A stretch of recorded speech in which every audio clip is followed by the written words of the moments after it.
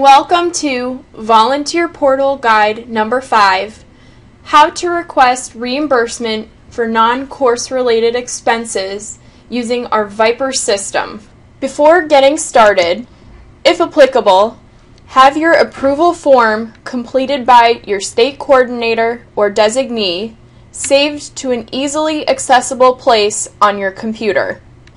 Have any necessary receipts scanned and saved to an easily accessible place on your computer. Let's begin.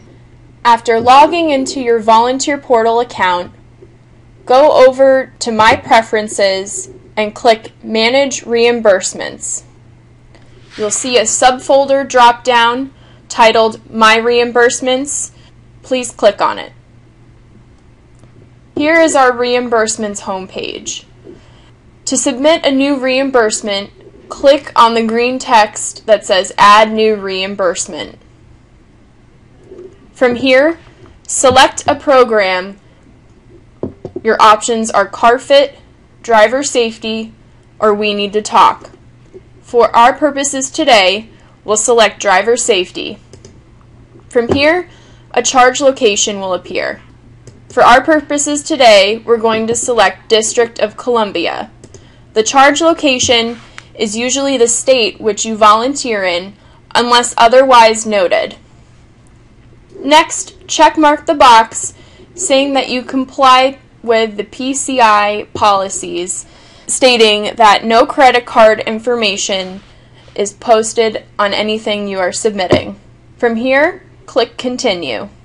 This is your expense summary page. Before entering your expenses, please take the time to make sure that your information in the yellow box is correct. You will notice that the expense summary page is divided into 4 different sections: mileage expenses, non-mileage expenses, receipts and approvals, and terms and conditions. So we will start by adding a mileage expense. Click Add Mileage Expense. From here, enter the date in which you incurred the mileage.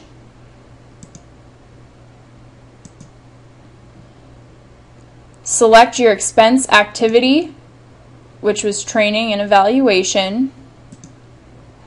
Type a brief explanation so that the approvers will know what your mileage was for.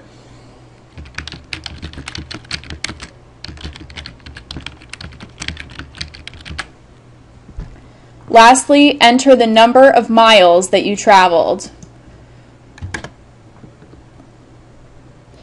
If you incurred additional mileage expenses, please click the button that says Save and Add More to add on more mileage to your expense summary. If this is the only mileage charge that you will be expensing, click Save. Here you will see the summary for the mileage that you just entered. Next, we will add non-mileage expenses. Click on Add Non-Mileage Expenses right next to where you clicked Add Mileage Expense. Similar to before, you will need to enter the date in which you accrued the non-mileage expense. Then select the expense activity, which again was training and evaluation. Next, you will enter your expense type, which was a meal, and then type a brief explanation as to what this expense was.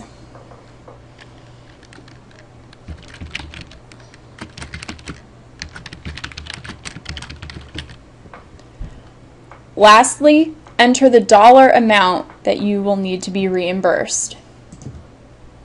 If you have other non-mileage expenses that you need to submit, click Save and Add More. If this is the only non-mileage expense that you need to submit, click Save. Here you will see your non-mileage expense listed under the non-mileage expenses section on your form. Below that, you will see your total reimbursement claimed. In this instance, our total amount was $38. Since I have nothing else to claim, I will move down to receipts and approvals.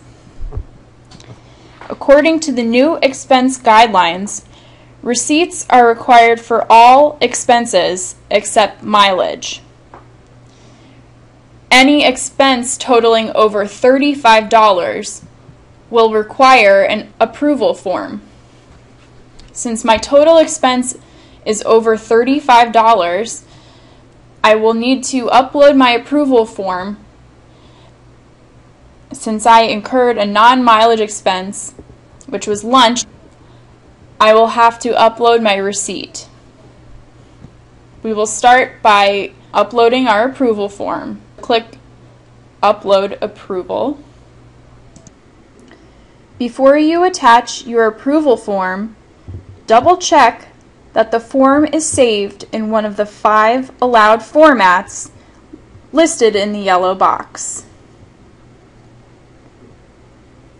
Give your form a name so that you and the staff reviewer will be able to identify what this document is.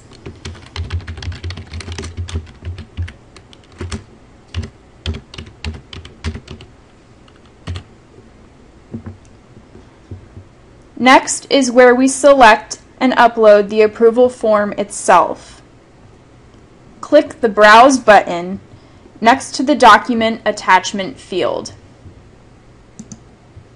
From here, you will need to navigate to where your form is saved on your computer. We suggest you create a folder for all of your approval forms on your computer desktop so they are easy to find.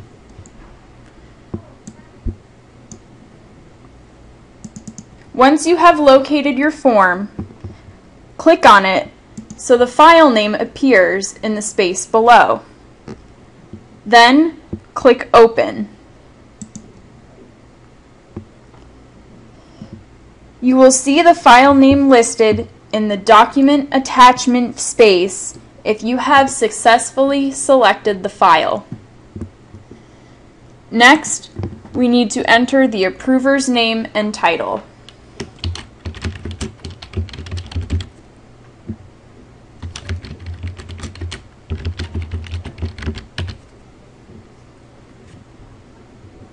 If all of the fields are filled in, click the Upload button to officially upload your approval form to your expense summary.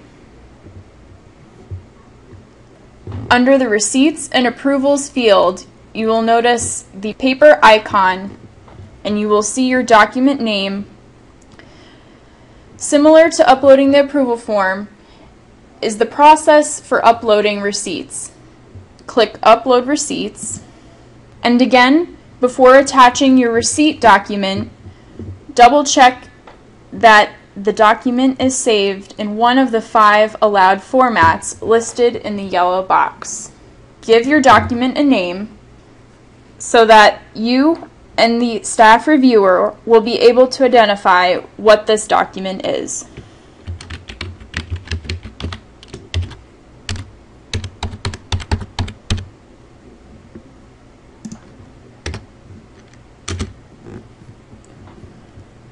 Click the Browse button to upload your receipt document. Similar to the approval form folder, we suggest that you create a folder on your desktop where you can save all of your receipts and easily access them. Click on the file so the name appears in the file name space below. Then click Open. You will see the file name listed in the document attachment space if you have successfully selected the file. If you have more receipts to upload, click Upload and Add More. If this is the only receipt that you need to upload, click the Upload button. Similar to the approval form, you will see the receipts icon here with the name of your document. Next, check mark the boxes saying that you acknowledge that there are no credit card numbers visible on the receipts, and check mark the box saying that you certify that the amounts you have claimed are accurate.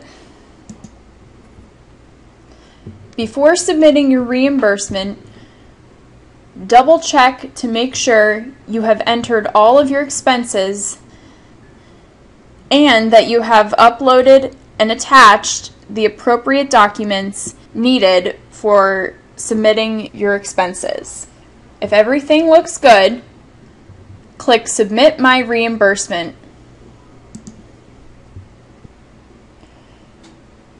Now you should see a green bar at the top of your reimbursement showing the status as submitted.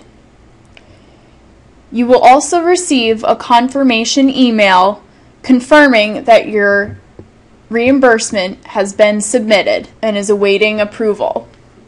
To review the status of your expense, click the Back button and you will be brought back to the My Reimbursements page. Here you will see that your reimbursement is currently submitted and waiting approval.